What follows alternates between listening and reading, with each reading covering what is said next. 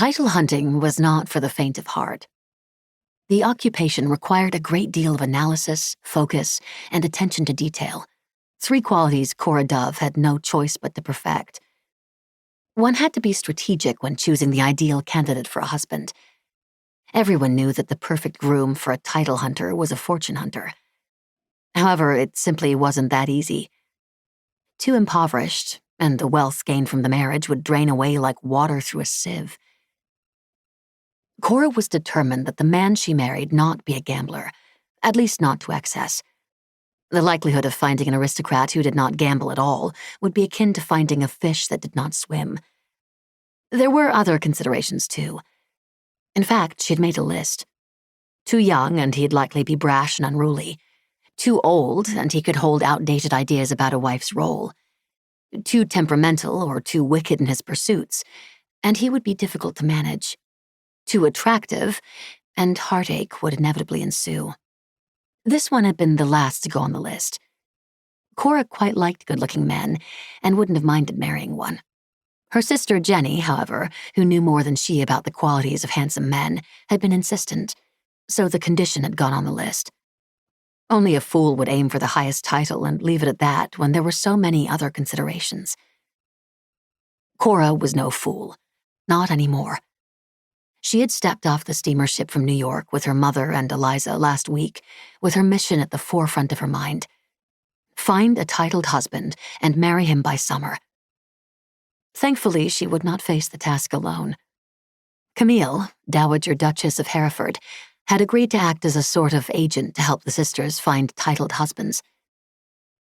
"Camille, pardon my disbelief, but there can't possibly be suitors here," Eliza, Cora's youngest sister, remarked, her brow furrowed in distinct displeasure. The 3 of them descended the steps of the train depot, umbrellas in hand to combat the spring drizzle. The train stretched out behind them on the track, belching steam into the cool air.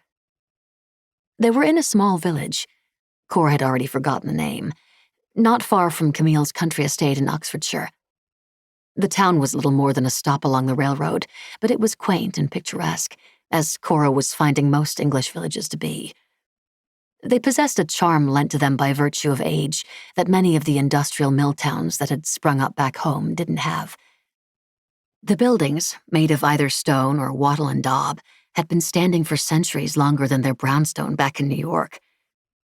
There was a security in that permanence that she found comforting. "I quite like it," Cora said. "As do I," Camille voiced her agreement. Cora and her sisters had met Camille many years ago, when Mr. Hathaway and Fanny were still an item, though their relationship had been in its death throes. Camille's father and Mr. Hathaway had finished some sort of business deal together, and they had been invited to spend a week with the Bridwells at their summer home. It had been an awkward week, and Cora now realized it was because Mrs. Bridwell hadn't approved of their presence there, even though Mr. Bridwell hadn't been above putting his company's profits ahead of what was socially acceptable. Cora and Camille had spent most of the time together outdoors, swimming and playing on the rope swings. Thankfully, Camille remembered her and had been a wonderful source of support when Cora had contacted her with the marriage plan.